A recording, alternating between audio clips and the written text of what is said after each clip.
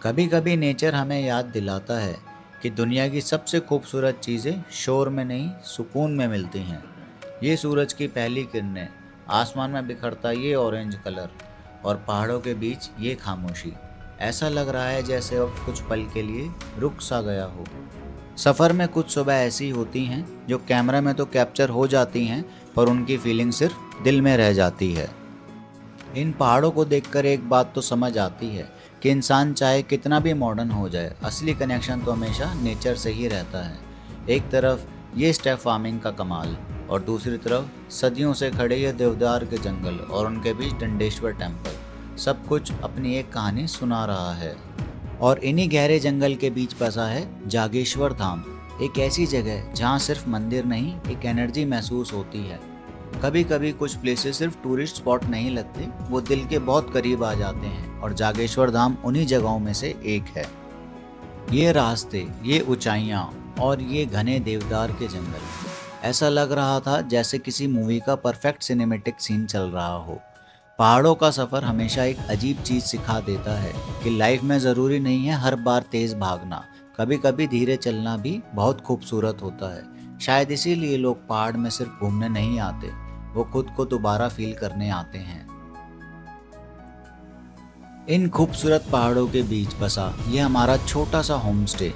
सच कहूँ तो यहाँ से जाने का मन बिल्कुल भी नहीं कर रहा, पर ज़िंदगी का सच एक ये भी है कि अगर आगे बढ़ना है तो कभी कभी पुरानी जगहों को छोड़ना पड़ता है। वो कहते हैं ना, कुछ यादें वहीं रह जाती हैं और कुछ सफ़र हमेशा के लिए हमारे अंदर बस जाते हैं। शायद इसी का नाम है ट्रैवलिंग। जगह बदलती रहती है पर सफ़र हमें अंदर से ही बदल देता है। चलिए शुरू करते हैं अपना अगला सफ़र।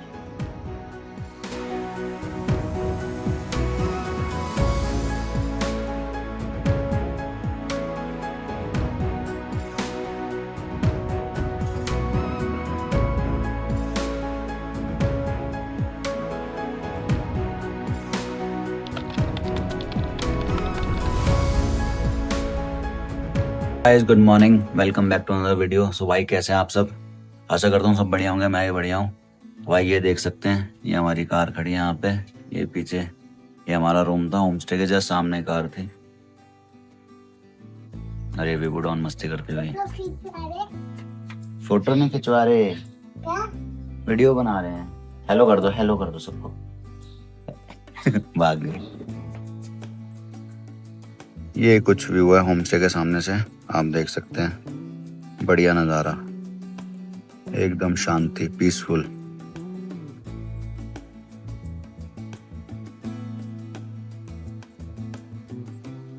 भाई ये हमारा होम स्टे था, राणा होम स्टे। आप लोग भी अगर जागेश्वर धाम आते हैं तो इस होम स्टे को कंसिडर कर सकते हैं। भाई बहुत ही अच्छा होम स्टे है, रूम्स वगैरह बहुत साफ़ हैं, वॉशरूम साफ़ हैं, और बाकी बहुत अच्छे से राणा जी होस्ट करते हैं। और भाई बहुत ही अच्छा खाना खिलाते हैं, आप भी देख सकते हैं। ये इनका यहाँ पे नंबर लिखा हुआ है, अगर कोई आना चाहता है तो रंजीत सिंह राणा जी को कांटेक्ट कर सकते हैं। 7055088256 8192966018। और जैसा कि नज़ारा आप मैंने दिखाया, ये नज़ारा है।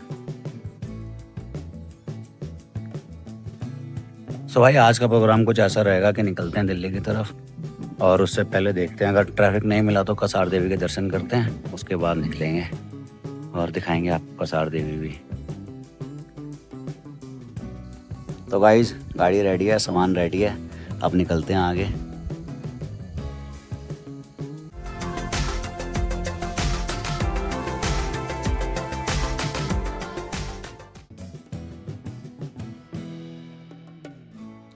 सफ़र का असली मज़ा तो मंजिल से ज़्यादा इन रास्तों में छुपा होता है।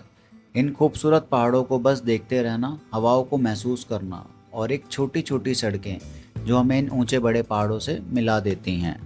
शायद इसी एहसास का नाम है आज़ादी। कभी कभी लगता है हम कहीं पहुंचने के लिए सफ़र नहीं करते, बल्कि खुद को दोबारा महसूस करने के लिए निकल पड़ते हैं।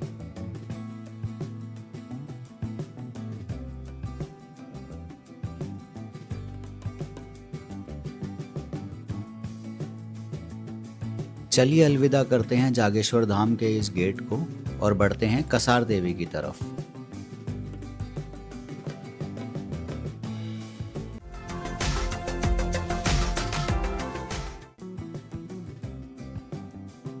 यहाँ से एक रास्ता नीचे अल्मोड़ा की तरफ जाता है और दूसरा हमें ले जाता है कसार देवी की इन हसीन वादियों में।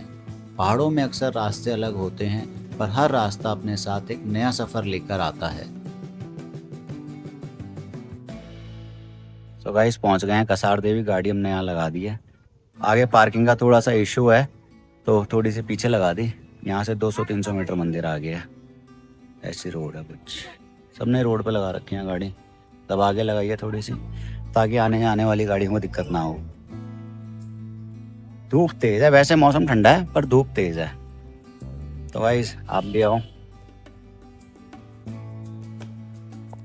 वो ऊपर आप देख सकते हैं चोटी पे माता कसार देवी। आवाज थोड़ी सी इग्नोर करना, गला बैठ गया। ये रास्ता है कुछ।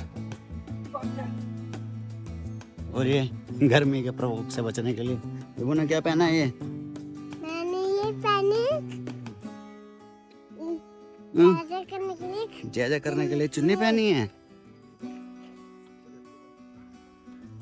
यहाँ से सीढ़ियाँ स्टार्ट हो गई हैं और ये entrance gate, way to temple. और कहाँ से जय माँ कसार देवी।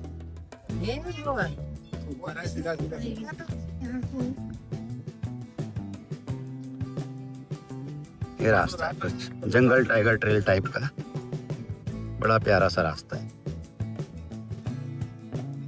भाई थोड़ी सी चढ़ाई है मंदिर की, चढ़ते हैं आगे।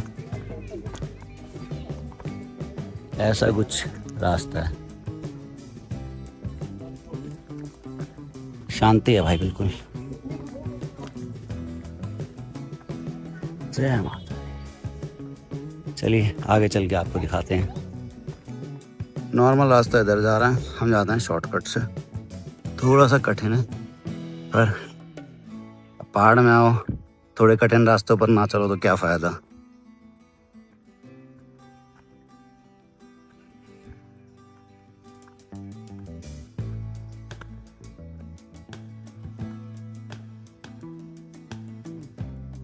ओरिजिनल रास्ता नीचे से आ रहा है।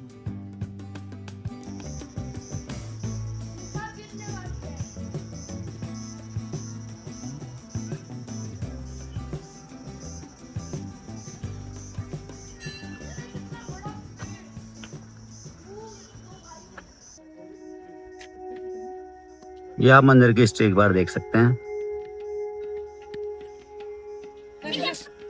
और ये आ गया मंदिर। तो भाई फाइनली पहुंच गए हैं कसार देवी टेम्पल। ये रहा ऊपर मंदिर। जय मां कसार देवी। तो भाई ये गेट है, एंट्री गेट। चलिए चलते हैं आगे।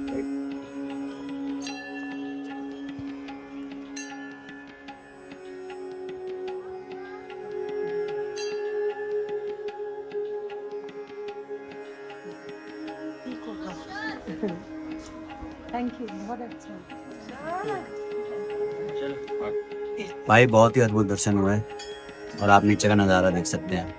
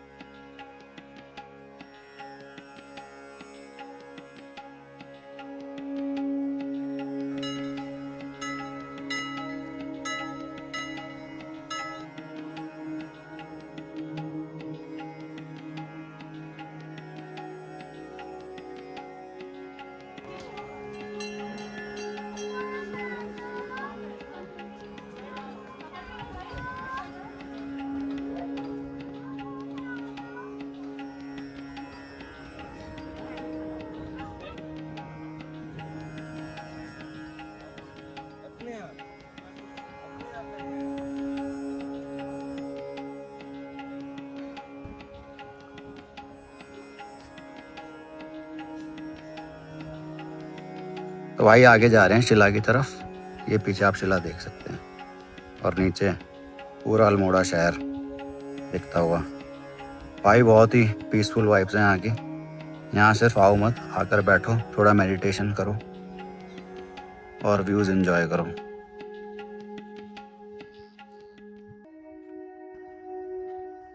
ये भाई शिला की आप क्लिफ देख सकते हैं, बहुत ही खतरनाक, ज़बरदस्त, बहुत अच्छा व्यू आया यहाँ से। 2-4 फोटोज़ लिए। तो भाई अगर आपको व्लॉग अच्छा लग रहा हो तो भाई हमारे चैनल को सब्सक्राइब करना, वीडियो को लाइक शेयर और कमेंट ज़रूर करना। भाई बीच में भी इसलिए बोल रहा हूँ क्योंकि बाद में आप लोग करते नहीं हो। भाई आपको आगे ऐसे व्यूज़ दिखाते रहेंगे और हमें थोड़ी सी मोटिवेशन मिल जाती है आपके लाइक कमेंट और शेयर से। तो भाई दर्शन बढ़िया हो गए हैं, नीचे जा रहे हैं पार्किंग में। देखो मज़ा आया। और विभू को हर बार मंदिर के दर्शन करते हुए बबल्स चाहिए होते हैं, तो देखते हैं आगे। बबल्स चाहिए आपको? मिलते हैं तो दिलाते हैं। नीचे जा रहे हैं। और ये सब नीचे जाते उतरते हुए। आंटी क्या कर रही हैं? सफाई कर रही है ना, इसलिए गंदा नहीं करते कहीं पे भी, है ना। ये नीचे आप व्यू देख सकते हो। सो गाइस मंदिर से नीचे उतरते ही हम यहाँ पे मैगी पॉइंट पे आ गए थे। मैगी खा ली है, पेप्सी पी ली, जस भाई ने चाय पी ली है और वीवू अपना फुल मैगी लपेटती हुई और पेप्सी पीती हुई।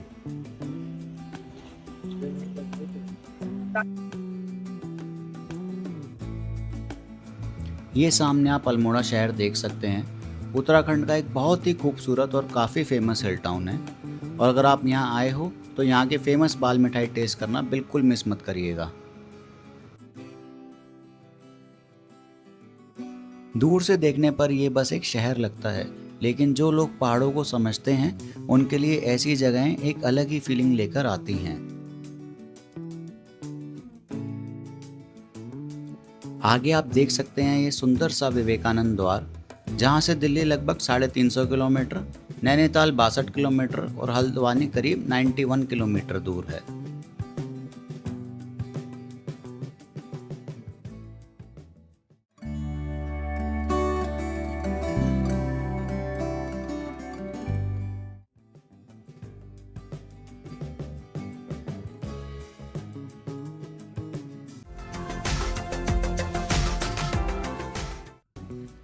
सो गाइस अभी टाइम हो रहा है 2:07 और कैंची धाम पहुंचने वाले हैं। 2 किलोमीटर रह गया पर 1 घंटे का जाम भी दिखा रहा है यहाँ पे। ये देख सकते हैं आप, पूरा लाल है।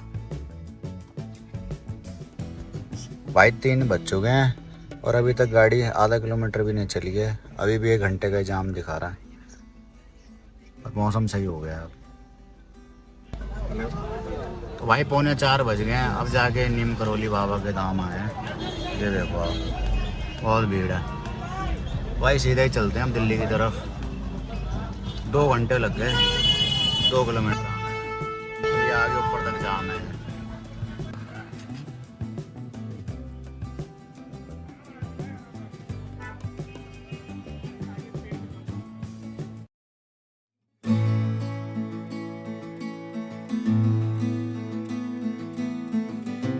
भाई अभी 5:30 बज रहे हैं और जूबीज किचन पे हमने लंच किया है 5:30 बजे। भाई लेट इतना हो गए थे तो हमने सोचा भाई कुछ खा ही लेते हैं और मज़ा आ रहा भाई। भूख लग रही थी बहुत तेज़, तो सबसे पहले जूबीज किचन था, हमने कहा भाई यहीं खा लेते हैं।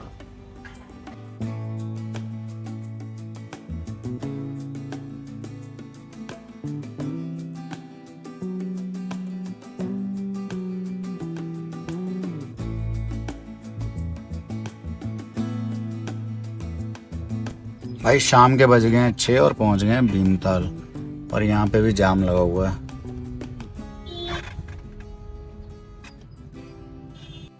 सफ़र के बीच जब ऐसी जगह मिल जाए तो थकान भी सुकून में बदल जाती है।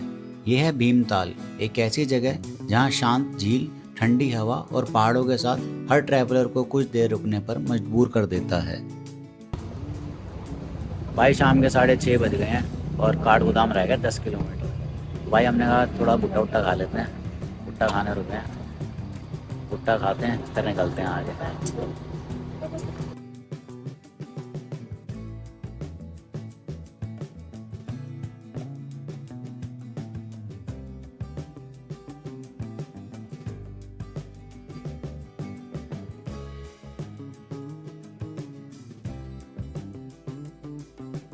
भाई 7 बजे हैं, काठगोदाम यहाँ से रह गया 5 किलोमीटर और यहाँ दिखा रहा है 15 मिनट का जाम।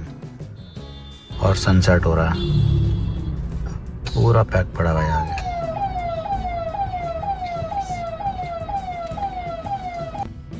रामपुर 92, बरेली 105, दिल्ली 276। और भाई पुलिस वालों को भी जगह नहीं मिल रही यहाँ पे, तो हॉर्न बजाए जा रहे हैं पर नो जगह।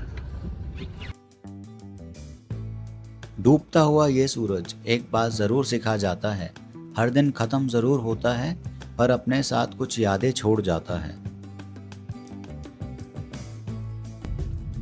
भाई 7:30 बज गए हैं, 7:40 हो गए और हम पहुंच गए हैं हल्द्वानी। और आप देख सकते हैं सनसेट हो गया, कितना प्यारा व्यू आ रहा है इधर। भाई चलते हैं आगे, देखते हैं दिल्ली। अभी तो दिखा रहा है 5 घंटे 10 मिनट, तो 6 घंटे मान के चलते हैं।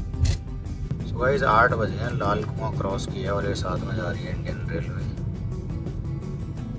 और ये हमारी भारत की ग्रैंड रेलवे।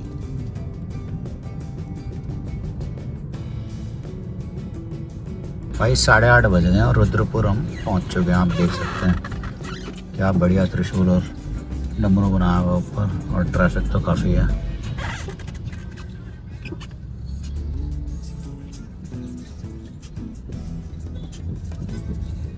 तो गाइस अभी बजे हैं 11 और हम पहुंचे हैं सागर रत्ना।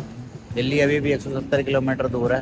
तो भाई थोड़ी नींद सी लग रही थी, तो हमने सोचा पहले भाई कुछ खा पी ले, और सागर रत्ना पहुँच गए हैं। अब कुछ खाते हैं, उसके बाद निकलते हैं अपने मंजिल दिल्ली की तरफ। और तो भाई अगर व्लॉग अच्छा लग रहा हो तो वीडियो को लाइक शेयर और कमेंट ज़रूर कर देना। और भाई सपोर्ट दिखाओ, थोड़ा सपोर्ट कम आ रहा है आपकी साइड से। चलिए कुछ खाते हैं भाई, फिर निकलते हैं आगे।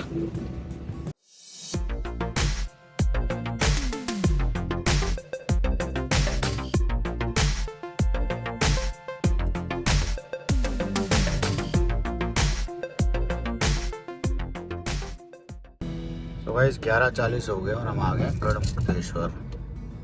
नीचे बह रही है गंगा जी और पूरा सन्नाटा है। सो भाई मेरठ एक्सप्रेसवे पे आ गए हैं। दिल्ली रह गए सिर्फ 27 किलोमीटर और हमारा घर है 40-44 किलोमीटर। ये देख सकते हैं।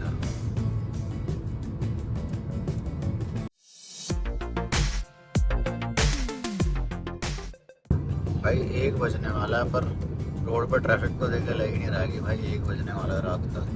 और आप देख सकते हैं इंदिरापुरम पहुंचने वाले हैं और ट्रैफिक फुल ऑन है। ITO right, Bharat Mandapam right और लेफ्ट दिल्ली आती रोड आश्रम को। हम जाएंगे भाई राइट, कश्मीरी गेट होते हुए, फिर हम आगे निकलेंगे अपने घर की तरफ। राइट का इंडिकेटर देखे भाई, लेफ्ट काट रहा है।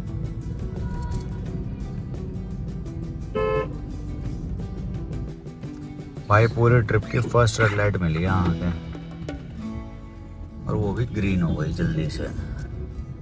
चलिए चलते हैं आगे।